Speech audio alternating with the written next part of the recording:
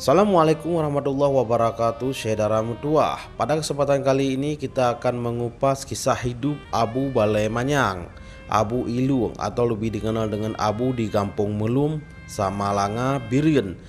Namun saudara mutuah, sebelum kita memulainya, mari dukung channel Berbagi Info ini dengan cara mensubscribe, like, dan share video ini agar kami lebih bersemangat membagikan kisah-kisah menarik lainnya.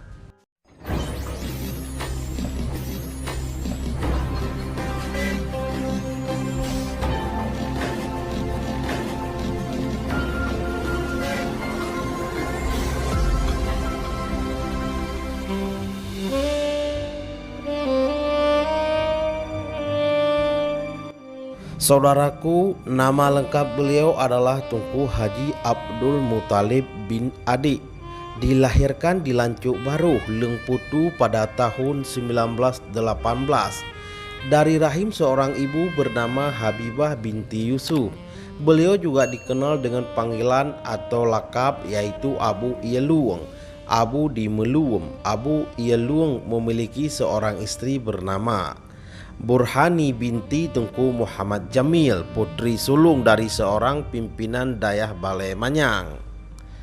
Saudara mutuah, sudah menjadi tradisi di kalangan Dayah di Aceh. Bahkan sampai sekarang apabila ada seorang murid yang alim maka akan dinikahkan dengan anak gurunya. Hal ini untuk melestarikan ilmu yang sudah ada dan hal membuktikan bahwa beliau seorang yang alim sehingga diambil jadi menantu pimpinan Dayah.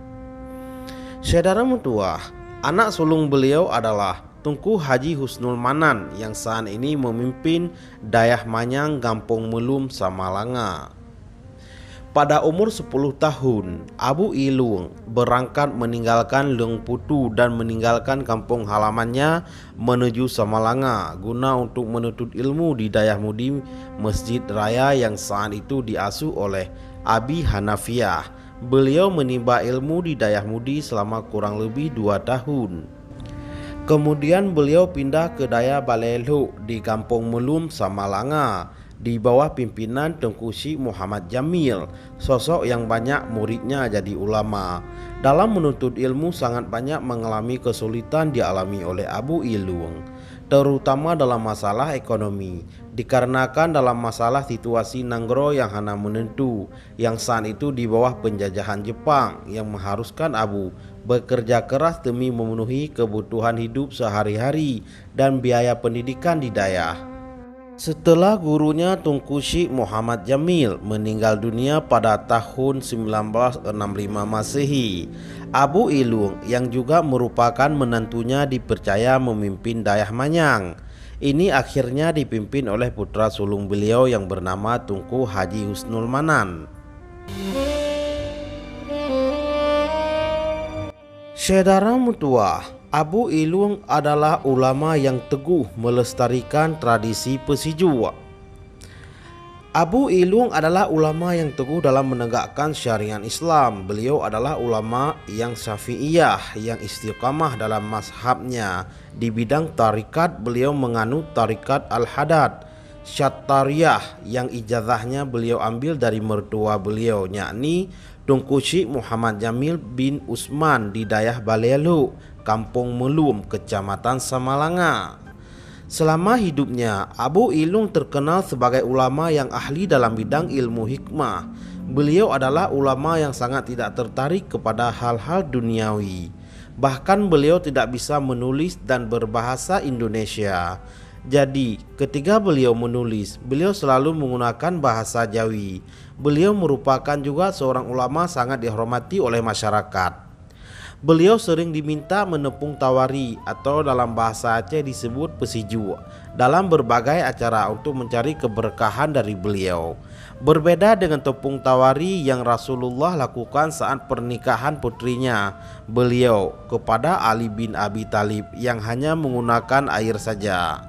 Abu Ilung biasanya menggunakan 7 macam dedaunan sebagai media tepung tawar. Hal ini bukan tanpa alasan. Beliau mengatakan bahwa salah satu alasan beliau menggunakan dedaunan itu adalah sebagai bentuk tafaul, mengharapkan mendapat kebaikan dari Allah Subhanahu wa taala. dengan perantara dari dedaunan tersebut. Dalam bahasa Aceh disebut sebagai seumpama. Ketujuh dedaun tersebut beliau sebutkan sebagai pengganti dari tangan yang mulia Rasulullah. Rasulullah cukup dengan tangannya saja karena tangan Rasulullah tangan yang mulia. Karena tangan manusia biasa tidak sehebat tangan Rasulullah, maka oleh karena itu beliau melakukan tafaul dengan 7 macam dedaunan segar yang mengandung hikmah tertentu. Adapun di antara 7 dedaunan yang beliau gunakan untuk pesejuk adalah naliang sambu yang mengandung hikmah cepat berkembang dan kuat. Kemudian anu pinung yang juga sifatnya kokoh, kuat dan tidak mudah roboh. Juga on kaca atau inai yang mengandung hikmah bisa menjadi obat. Kemudian on rihan yang beraroma harum, on jurun haji dan on seniju yang sifatnya dingin, sejuk dan terasa mendamaikan. Jadi sebagaimana hikmah yang terkandung dalam diri daun tersebut, mudah-mudahan Allah memberi hikmah yang sama kepada apa saja yang ditepung tawari dengan daunan tersebut. Dan hal tersebut bukanlah sebuah bid'ah yang membawa kepada kesyirikan selama tidak diyakini bahwa dedaunan tersebut yang memberikan hikmah tersebut. Beliau seorang ulama, jadi pasti tahu dan bisa membedakan jadi hal yang bisa membawa kepada kesyirikan dan mana yang tidak. Beliau melakukan setiap amalan bukan tiada dasar. Contoh lainnya, setiap beliau melakukan sembelih hewan seperti kerbau atau kambing, beliau selalu melepaskan kaki kanan bagian depan pada hewan tersebut.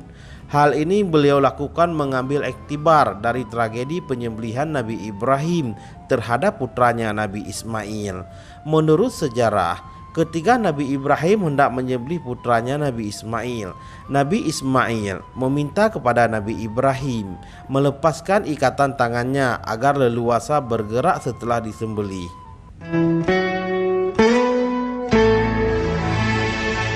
Saudara mutuah, menurut cerita, pernah suatu hari Abu Ilung mengajak salah seorang ajudannya beliau minum kopi di salah satu warung di Ulegli. Setelah pelayan menghidangkan minum, saat Abu Ilung sedang duduk menikmati kopinya, tiba-tiba gelasnya pecah dengan sendirinya dan menyebabkan orang-orang yang berada di dalam warung tersebut terkejut. Sesampai di rumah, Abu Ilung bertanya kepada ajudan beliau, "Nanekalon orang yang duduk di mangelun? Apakah kamu melihat orang yang duduk searah denganku?" Ajudan beliau menjawab, "Nah Tunku Abi, ada wahai Abu Ilung." Abu Ilung berkata, "Jih yang pupo sihir. Dia itu yang mengirim sihir." Abu Ilung juga dikenal ahli pengobatan sebagai penyakit, termasuk penyakit jantung, gangguan jin dan sebagainya. Banyak orang yang sembuh dengan izin Allah setelah berobat pada Abu Ilung. Ada seorang dokter, anak perempuannya sakit dan belum ada dokter yang dapat menyembuhkan penyakitnya. Bahwa dia sendiri berprofesi seorang dokter ahli syaraf, belum bisa menyembuhkan sakit anaknya tersebut. Ada seorang yang menyarankan untuk mencoba membawa anak perempuannya dibawa ke tempat Abu Ilung. Tapi dia tidak mau membawa anaknya ke tempat Abu Ilung karena mereka mengira Abu Ilung itu adalah seorang dukun. Astagfirullah. Kemudian istrinya mencoba membawa anak perempuannya ke kediaman Abu Ilung. Awalnya suaminya bersikeras tidak mau membawanya. Kemudian istrinya terus memaksa. Lantaran penyakit anaknya tak sembuh-sembuh, maka dengan terpaksa akhirnya menyetujui permintaan istrinya. Maka dibawalah anak mereka ke kediaman Abu Ilung. Sampai di rumah Abu Ilung, sang dokter itu tak mau masuk ke dalam rumah Abu Ilung. Dokter tersebut hanya menunggu di mobil saja. Setelah beberapa hari berobat, ternyata mulai terlihat kesembuhan pada anak perempuannya. Kemudian keesokan harinya ketika membawa anaknya berobat, dokter tersebut sudah mau masuk ke dalam rumah Abu Ilung. Pengobatan berlanjut dan akhirnya anak mereka sembuh total dari penyakitnya atas izin Allah. Setelah kejadian itulah sang dokter mulai akrab dengan Abu Ilung.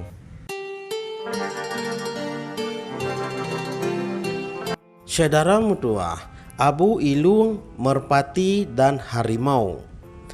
Beliau juga sangat menyukai merpati. Banyak sekali merpati yang beliau pelihara sehingga setiap bulan Maulid sehingga beliau bisa menyembelih merpati yang sangat banyak. Abu Ilung sudah memelihara merpati sudah cukup lama, kira-kira sudah sekitar 30 tahun. Setiap masa panen di sawah, merpati-merpati tersebut selalu mendapat jatah dengan porsi yang banyak dari porsi hari-hari biasa. Merpati tersebut sangat jinak dengan Abu Ilung, bahkan setelah Abu Ilung meninggal. Merpati-merpati itu sepertinya masih ingin dekat dengan beliau. Sampai saat ini merpati-merpati itu masih sering terbang dan singgah di samping makam beliau. Salah satu kejadian aneh dan unik yang beliau alami ketika beliau masih menjadi santri di Dayah Manyang adalah beliau pernah melihat seekor harimau dalam komplek Dayah. Konon katanya harimau tersebut adalah penjaga Dayah.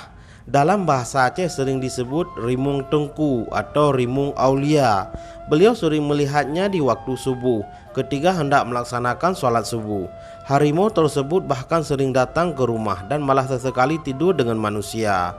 Dikabarkan bahwa harimau tersebut adalah penjaga makam aulia, seperti makam seorang ulama yang terkenal dengan panggilan Tengku Batia Timoh yang terletak di bagian selatan di daerah pebukitan.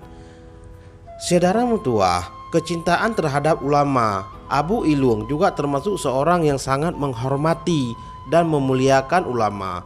Dengan salah satu cara beliau menghormati ulama adalah dengan memagari makam ulama dan aulia seperti makam Tengku Batia Timoh, makam seorang syekh dari Yaman yang letaknya dekat sekolah SMP Uleci.